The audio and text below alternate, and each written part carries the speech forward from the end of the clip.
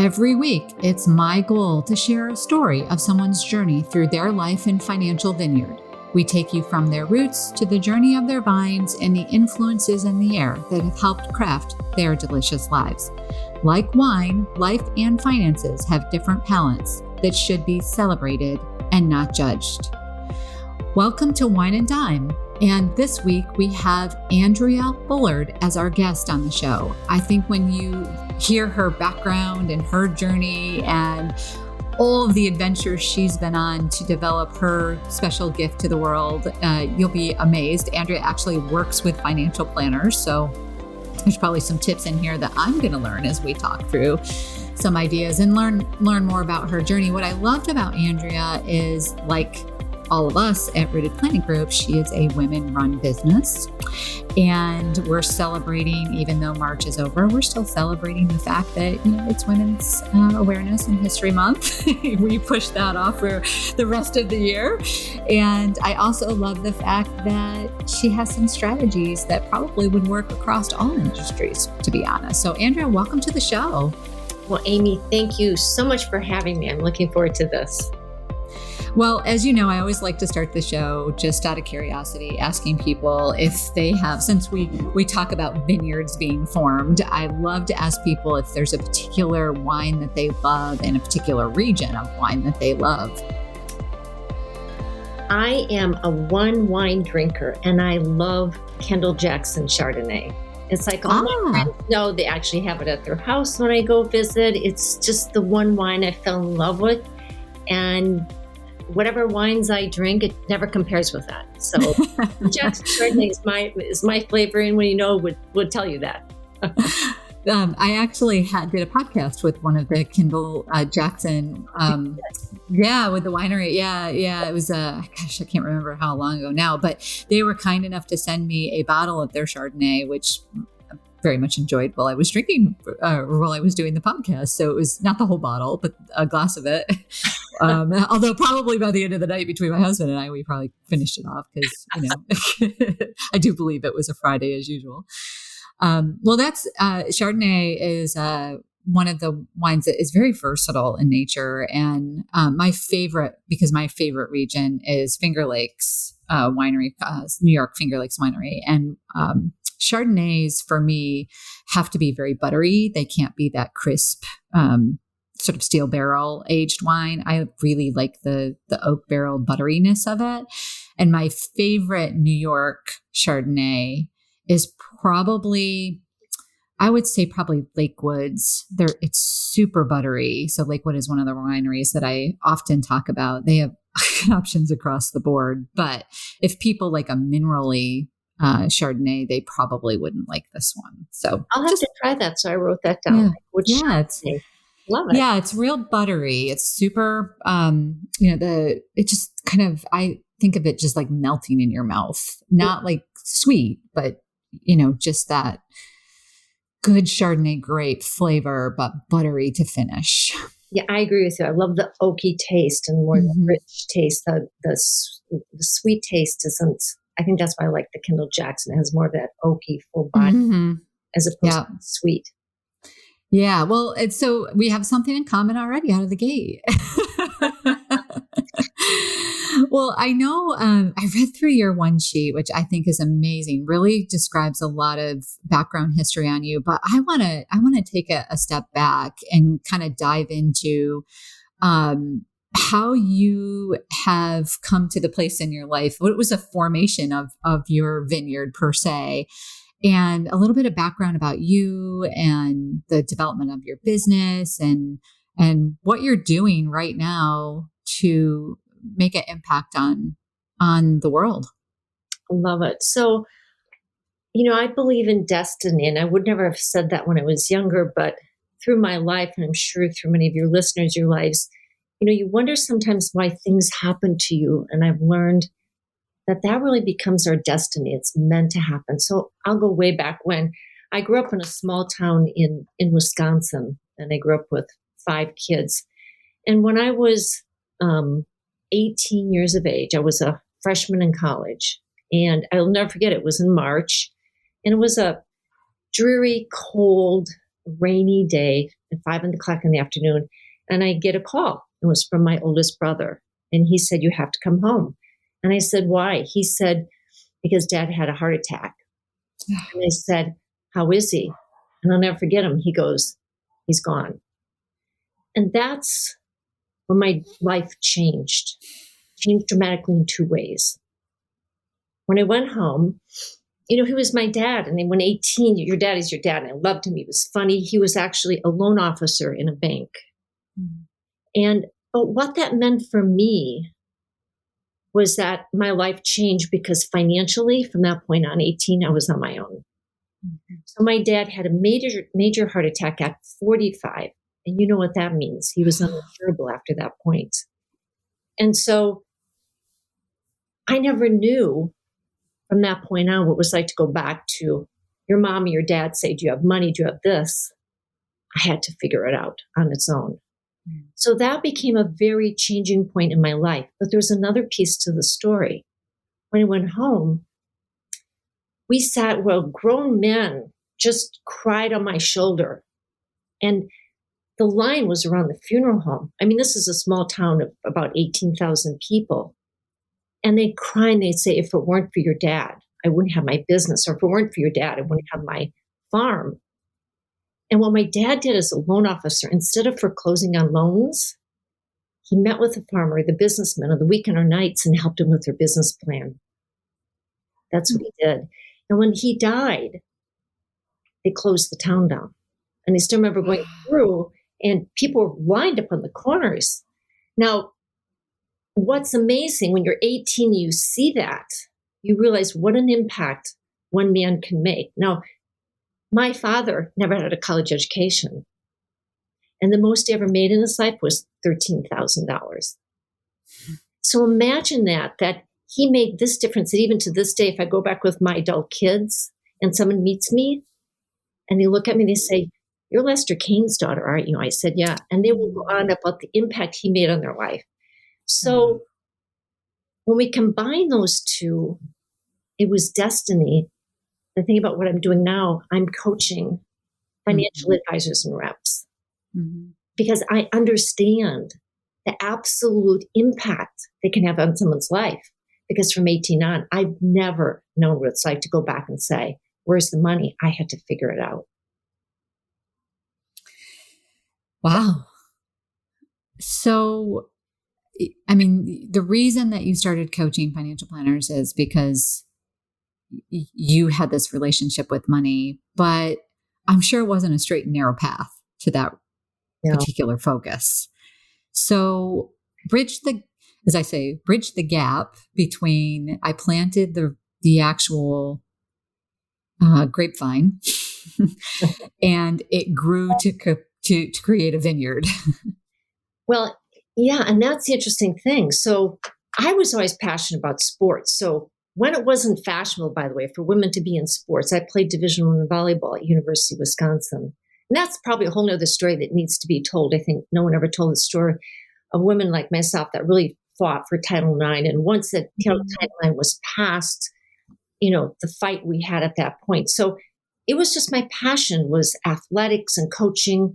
So I played Division I volleyball, went on to coach a nationally rated track team in high school, and went on to study under Olympic and world-class coaches, got a master's degree, and came out east to actually coach women's basketball at the college level and teach. And I was only 25 at the time, and I'd done research. It was always my passion. Then I got married, and I had children, and I came out of the workforce. And then later on, I went back in the workforce when my children got older. And it was serendipity that a very good friend of mine, her good friend's husband, just became a new managing partner for a major insurance company. And he was looking for a right-hand person to help him. So I remember they teed me up to meet him, and he goes, I'm not going to hire a housewife. And I laughed. And I said, yeah, do you like that? And I said, I'm not a housewife. So we met, and we got along very well. And after a couple months of, I didn't know anything. I never sold insurance, never sold investments. But remember what I knew how to do, coaching. After a couple months, I said to him, I'm going to coach your financial reps. And he laughed and he said, what makes you think you can coach them? You've never sold. You've never done any of this. And I said, yeah, but I'm watching your coaches. So he was nice. I think everyone was sort of tapping me on the head. And I went, he gave me 2 advisors. He said, well, let's just see what you can't do. He gave me 2 advisors. You know, they had the cobwebs on the door. Their production was pretty dismal. And I went to them and said, I'd like to coach you. Well, no money's exchanged. So everyone's sort of laughing. And they said, okay, let her give it a shot. That was September. I started coaching 2 of them. That November, one of them, their production was the number 1 in the agency. And the other gentleman the next year more than doubled his production, only worked 4 days. That was over 26 years ago.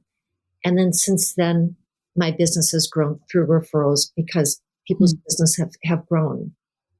And so that's how it, and if you think about it, my passion for coaching and helping people came from my father. Mm-hmm. I knew that difference that would make. And it was just sort of serendipity that I end up in the financial industry. And because I think I believed so much in what they did, maybe more than a lot of them did. Mm-hmm. And the reason is because I lived it. I said, you don't know what it's like. I remember graduate school, my funny story was I remember going home because I didn't have food for money. And I said to my mom, do you have some extra money? And I never forget, she cried. And so I made up a story. I said, I was just thinking about buying jeans or something. And I said, no problem. And I remember going back and thinking, what am I going to do? This is a true story. And I said, okay, I'm going to date. I said, I'm going to date guys and have them take me out for dinner. And I mean, this has been my journey. Resourceful. Yes, you have to be when you eat food. Okay. So I guess the lesson, that you probably learned off from that was to have your own money. So you never had to do that in the future, right? That's right. That's exactly right. So, okay. So you started to coach for this organization or this company and you made a difference. They saw the impact. So what made you decide, I can do this on my own? I don't have to work for somebody. I can actually do this on my own. And what was the mindset? Because that's a key piece to it, right? So absolutely. A lot of people, I work with a lot of women. And I'll tell you, this past year, probably the number one thing that we've heard from women is that they need to figure out a way that they can have the flexibility. So like, with this past year has been really rough on everybody. But the statistics, the articles that have come out are pretty clear on the fact that, women have been more impacted. And the reason being is because there's a general lack of flexibility, both for all candidates, male and female, right? Because if a company will let flexibility happen on both ends, then there wouldn't be an issue. But it has started a lot of our clients saying, how do I take this gift that I have wherever I work right now and allow it to grow into something that's more flexible so that in the future I can be there to help my kids when I need to be, or I can be there to help mom and dad when I need to be, or I can be there to give my own personal sanity when it needs to happen. What do I do to transition from working from an employer where my benefits are there, my salary is guaranteed, all of those things, to something I can build and grow and find some happiness in? What a great question. And I hope my story helps other people. I remember when I was working in coaching within this agency and I was an employee, and I really loved the man that I worked for, the managing partner. But I knew that if I stayed there would always be a lid on my income. I knew it. And I knew that I was, as you know, I was in an industry of primarily men.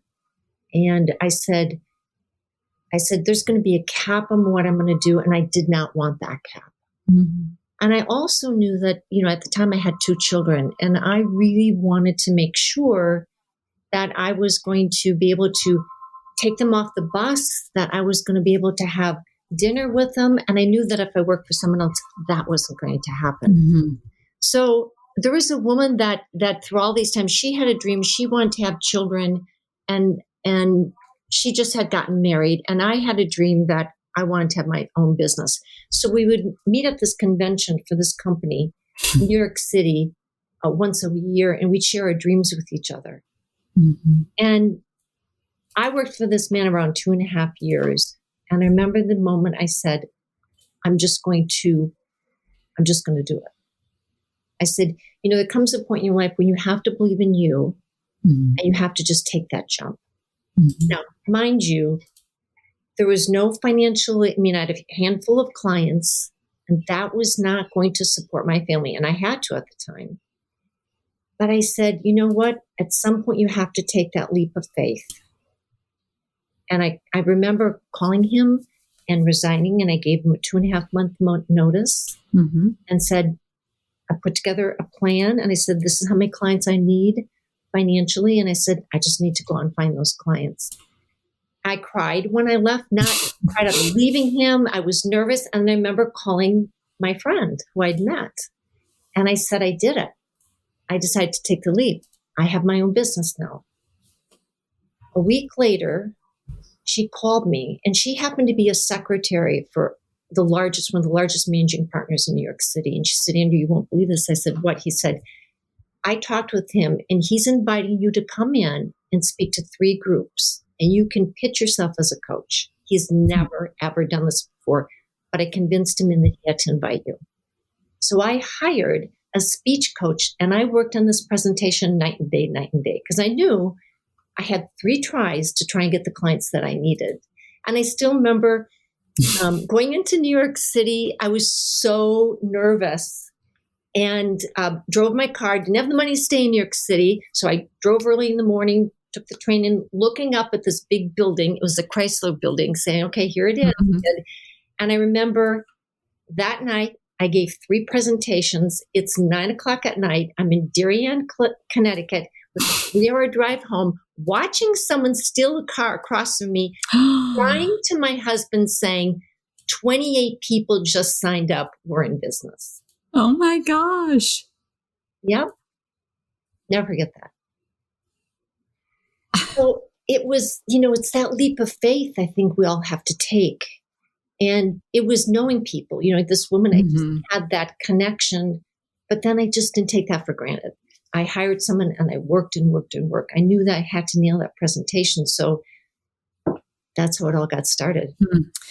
I think what I heard out of that, and what I think is a big thing to just sort of pull out and talk about for a second, is it's the networking side, right? Yes. So when I remember, when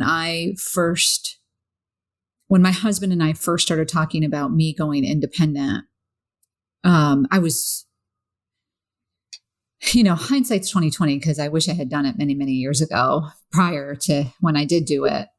But I was terrified of doing it. And my husband had been saying to me for years, like, Amy, you've been in this profession for so long, like, you're going to be fine. You're going to be okay. But I couldn't leave that salary and those benefits. And, I felt irresponsible for doing that. Mm-hmm. And when it finally got to the point, which this is why I call I say my generation is the X generation. Like, yeah, we're sort of we're the quiet and forgotten generation to a certain extent, in my opinion. And I'm seeing so much in transition in our 40s. Like, the 40s were my years. Like, that was the decade of my life that I can say a lot of bravery and changes like totally kicked in. I think because my confidence level was higher, and also because I think at times it was a, like, holy cow, I can't live another so many years like this. Even if I could retire at 55, or wanted to retire at 55 is what I should say, that's really a long time. Like, I can't do that. And now I have experience, and I have built this network of people that may not result in something immediately, but certainly has, I mean, my network has been amazing. And I have, all I did was say, hey guys, I just decided to do this, and they were on it, and were part of my success wholeheartedly. And listening to your story, it's the same thing. Your journey was, you had networked, you had kept in touch, not for any other reason other than to say, I had a connection with you. And hey, by the way, I took that brave step and I decided to plant a whole different kind of grape variety. And let's see if it grows, right? Yeah. Let's see if it works. And, nurturing it, right? You maybe had to nurture it a bit more than other more developed sections of your vineyard or your life. But once and I don't know about for you, it was about the third year for me, third year in business for myself, that I was like, oh, this is actually going to work. Like, oh, okay. And I remember a good friend of mine, and people listening to this podcast have probably heard this before, but a good friend of mine asked me at the time when I was really getting close to making the decision, do I leap? Do I not leap? She said, so what's the worst that's going to happen if this doesn't work? Like, if being self-employed and starting this business, what's the worst that's going to happen? I'm like, oh, I'm going to have to go get a job somewhere. And she's like, that's the worst? If that's the worst thing that's going to happen, that's not that bad, is it? I mean, yeah, so you have to go get a job at another company or something. But if that's the worst thing, okay, like, really? And I think for me, truly the worst thing was ego driven. Like, if I fail, I'm going to have to admit it. So I think looking back on it, now it was probably more about that than it was anything else. But, I think I just want to bring out to you that to the listeners, it's that network, right? It's making sure that network is in place and talking to people about what you're thinking about doing and getting ideas from them, and then sharing the good news once you actually launch. Yeah, I think, it's interesting. Because I think that jumping, I remember when jumping, I said, it's kind of like free falling out of a building. And I think it's a great thing to say. And, what do you have to lose, or what are you really afraid of? Mm-hmm. And I always tell people, too many people focus so much on tripping and falling down. And here's I tell my clients this, and I tell anyone in business in this, on your way to success, you're going to fall down many times. You're going to fall down. It's just part of the journey. If you don't, you're not stretching enough. It's not falling down. It's keep getting back up. Mm-hmm. Just another question I ask people, and particularly women tend to be a little bit risk adverse. I'll say, let's fast forward, and you're about to die. And you didn't do this. You didn't take this leap. Do you regret it? Are you always, I said, taking the leap sounds afraid. And to me, what I asked myself was this: if I don't take that leap, am I going to always live with the regret or the question of what if? Mm-hmm. And I think that's what people don't think about. You have one life. So what if at the very end, you could have made it. You could have made it big, but you didn't do it. Mm-hmm. Now how do you feel? Because I learned, and again, that some research has shown that one of the biggest regret people have when they're older is that they didn't take more risks. And so I think I just said, let's do this.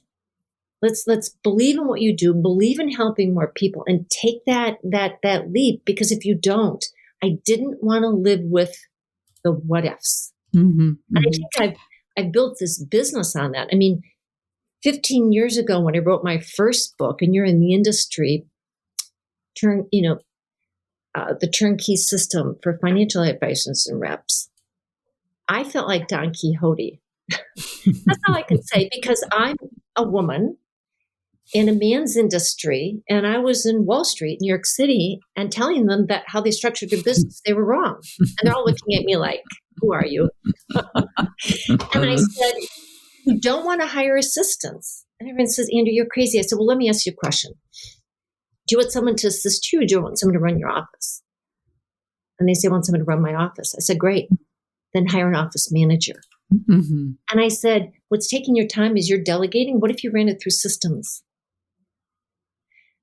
So they kind of made them pause. And so that's when I wrote my first book. And I never forget, I went into this managing partner who I liked and I respected before I was going to write the book. And I told him my idea, told him what I was doing. And he said, "Oh, Andrea, I think you're way off." I'll never get this. He goes, "Just tell them to do more activity, and that's where they need to be." I'll never forget that. And I walked out of there and I thought, again, believing in myself, I thought, I don't think he's right. I wrote the book and it was a home run. And then even currently with my new book, Turnkey Secrets, again, I'm going to the industry and my point of view is the fact that the staff that most people have today, they won't need them 5 years from now. It's going to change. And so I always look at what people need next. And I think it doesn't matter what industry you are in, but if you can help people and if you have ideas that are going to help them, that can change what they're doing. And when I change what they're doing, I make a bigger impact because it can help more people. Why wouldn't I do that? But it's a matter of being strong enough to express your voice. I think one of the things that, there's always naysayers out there, right? And I think, I mean, I can talk myself into negativity. It's funny because I consider myself partly coach too, right? As a financial planner, I would consider myself part coach as well. And I can rationalize with a client how to help them achieve their goal. I can do that. But I can turn anything that I'm doing into something negative. That's why as a financial planner, I need a financial planner, right? Because we're too emotionally attached to something that we're creating. And I will honestly say though, that when I did launch my business and the model that I'm under, which is so different, it's becoming more common, but it's still pretty rare. Somebody said to me at the time that, that model would never work. It would fail. And that motivated me.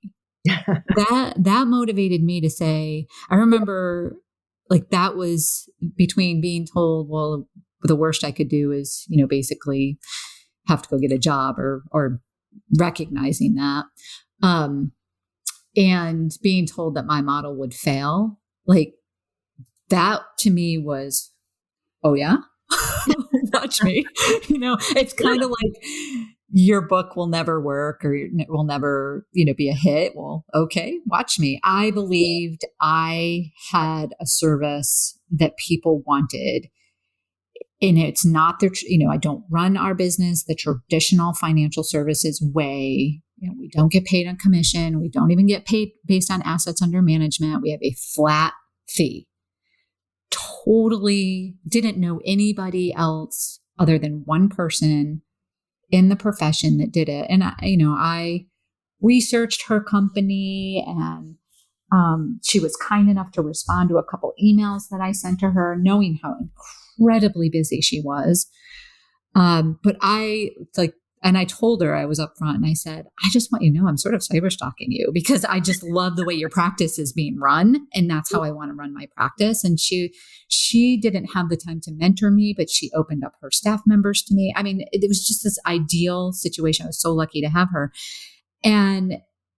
But when I told her, like, people are telling me this is going to fail, she said, well, I haven't failed yet. I love her.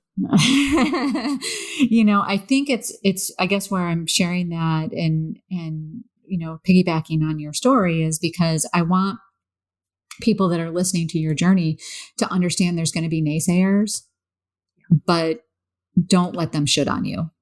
You should do this, you should do that. Don't let them should on you. Be true to your own ideas and your mission as well. Right. So let's fast forward. You've done a couple of books, right? And you have, a couple of items that I guess when you're working with somebody that would be your top, engagement conversation pieces, right? Talk a little bit about the process that you go through and how you've changed maybe over the years as well with the profession as it's changing. That's a great question. I want to go backwards to one thing you just said, Amy, because I think this is really going to help your listeners. You said that you went to another person to ask for the advice and they helped you, right? Mm-hmm. I'm a coach, but I'll tell all the listeners, do you know that throughout my career, I've always hired coaches? Mm-hmm. And I think it goes back to your statement, which is so accurate. We have our blind spots, but we all need coaching. Like you said, there was someone that had done it before you and you were learning and they were kind enough to teach you. I think that is the key thing. If you're going to be an entrepreneur, go get help. So for example, when I leaped on my own, I knew that I needed help with my presentation. I hired someone to help me with that. I hired someone that was very good at that. Even now I have several coaches. I have coaches online. They know things I don't know. There's all sorts of marketing, different pieces of my business that I hire people that coach me on it, because why would I go on a path that someone else has been on and they can help me with that path, right? So any listener, if you're going to go and start your own business, or if you're in your business, get help. Because I'll tell you, in your industry, which is interesting, Amy, do you realize the top producers in your industry, ready for this?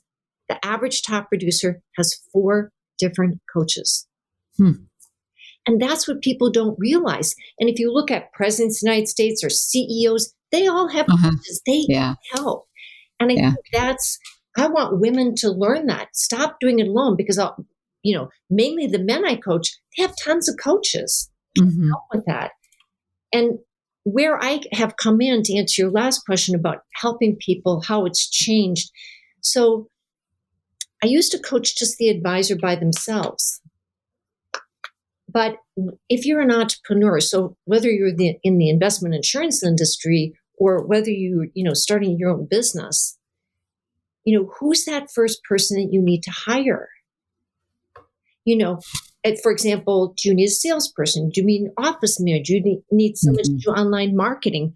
How do you hire them? How do you create that team? How do you set up your systems?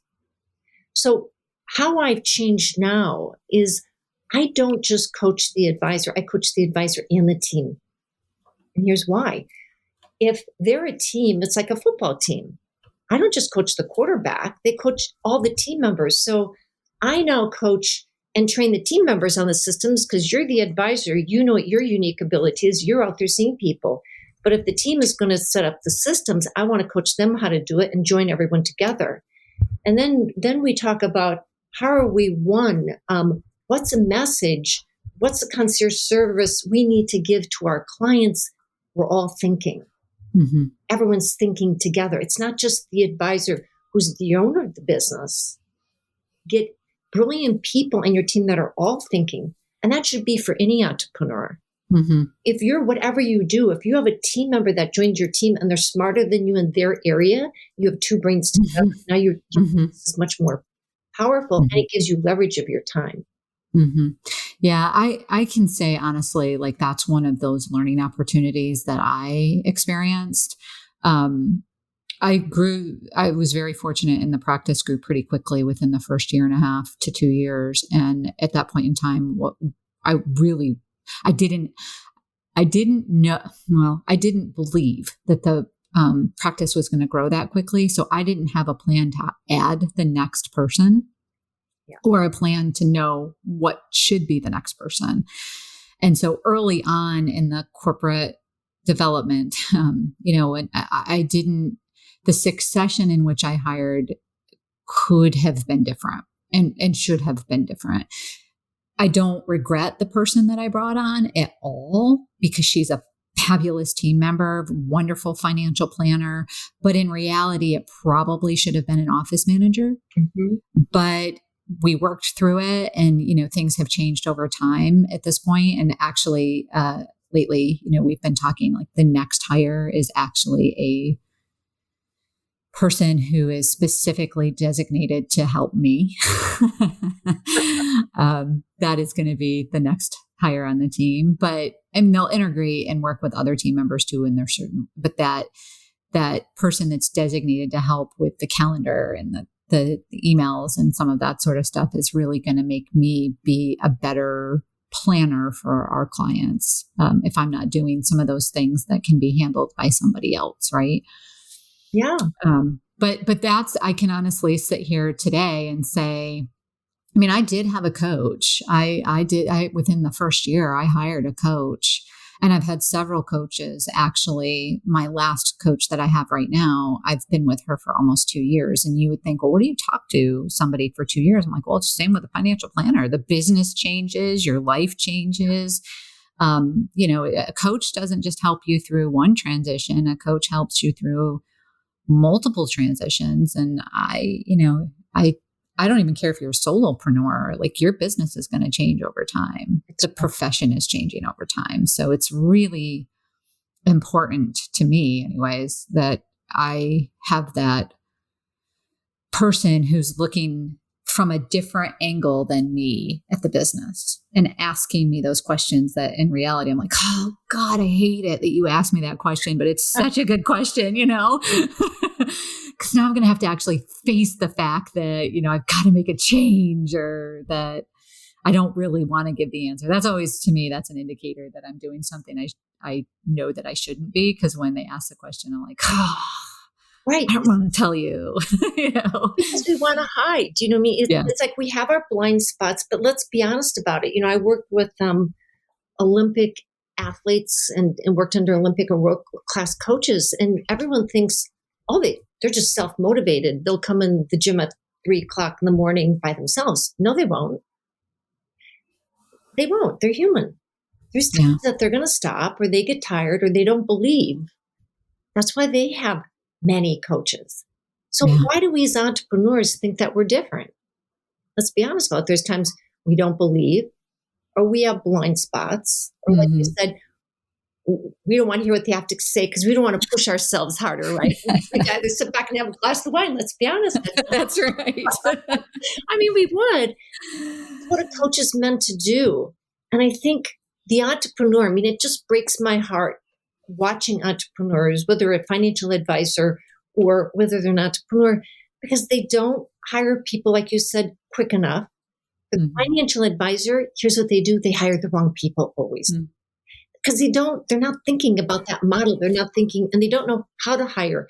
And they're not thinking about who to hire. And I have a simple theory with financial advisors. And I'll say, you can't have an A team with B players. It's simple. And then they always turn to me and they go, well, how do you define an A player? I said, no, that's the interesting question. So how would you define it? I said, let's start there. And so even the entrepreneur, they need to think like you just did when you started your business. Who do I hire first? What do I need? And here's the $1 million question. What should I be doing that's going to drive my business forward? What can I not be doing that's not going to drive my business forward? And most entrepreneurs do that, and then their business fails, or they don't grow as quickly. Well, my growth was definitely, after I got to that, again, because of contacts is why my business grew initially. But then I did go through a little bit of a lull because honestly, I was just at capacity and had no system in place. That's where, when I talk to planners that are forming their business right now, I'm like,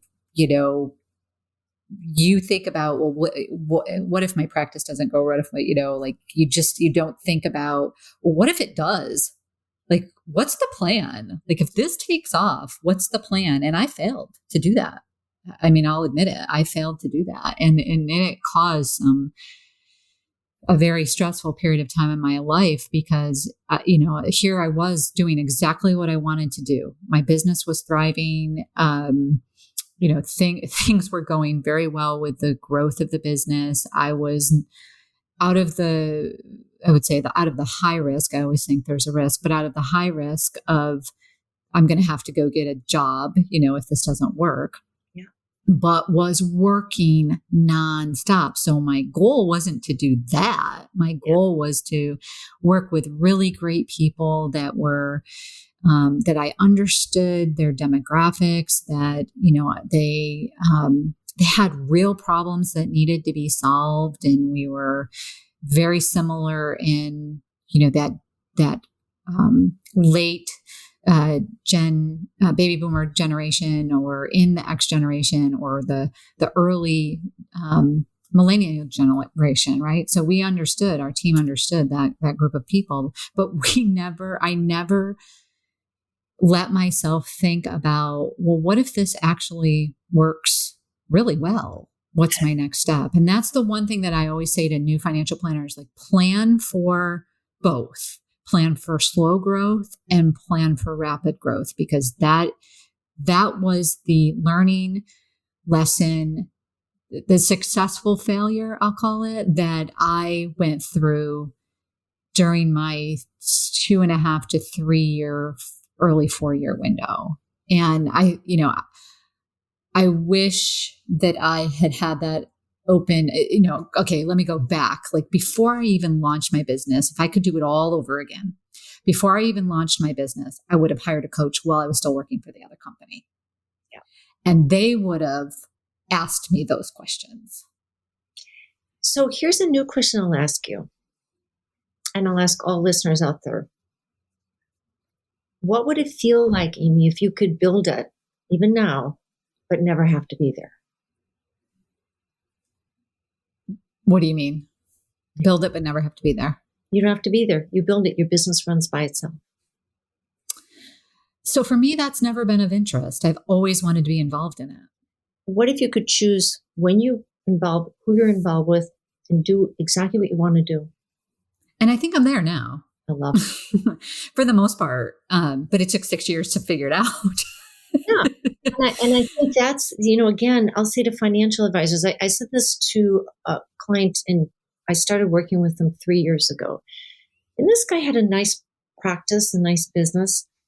But the truth is, when we really got down to what do you want, because I never tell people what business model, there's a lot of different business models, as you know, in your industry you can build. Mm-hmm. But I want to know what people want. I want to know about their life and who they are, because if I could build a business model for you, but if it's wrong for you, you'd be in. Mm-hmm. So I really got the feel for this guy that, his wife works and she's an attorney, loves her job, but he really wanted to build a business so he could take a month off. So I said, well, what if we could build it and you'd never had to be there? You could be there when you wanted to. That just ignited him. Mm-hmm. And so we're building this new model. His revenue went from $200,000 to $600,000 to this past year over $1 million. He now has a business. He walks in every day. He doesn't have to book an appointment. Mm-hmm. Those are teeing up. Here's the most important thing. He's got a team, and they're all prospecting. They're in the prospecting mode as well, and everyone's taking concierge service. Mm-hmm. So I think that any entrepreneur may have a little edge if they think, what if I could build it and I didn't have to be there? Now, a lot of people say, well, what do you mean? Or, I'd like to be there. You can. I didn't say you can't. Mm-hmm. Just what you want to do. I'm working with 2 women. They're in a totally different industry out in Chicago. And we started building with that in mind. And their first year, they generated over $1 million. Now let's fast forward 3 years. They both got married. One just had her first baby. The other one's having a baby this summer. To make a long story short, one of the divisions now will run itself. They're building another division.